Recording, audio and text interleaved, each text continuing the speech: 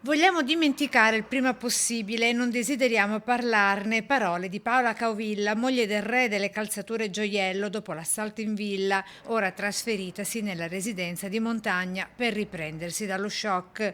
Rapinatori cordiali, definiti così dallo stesso imprenditore René Caovilla, i banditi armati che la sera del 2 dicembre lo hanno rapinato nella sua villa qui a Stra durante l'orario di cena. L'imprenditore e la moglie Paola avevano infatti inoltrato una fitta trattativa con i rapinatori dopo che quest'ultimi, armati di pistole con passamontagna sul viso, a cassaforte vuota, pretendevano oro e monili. E così è stato. Consegnati gioielli, contanti e orologi di pregio per un valore stimato in diverse decine di migliaia di euro. Se ne sono andati fuggendo con il ricco bottino.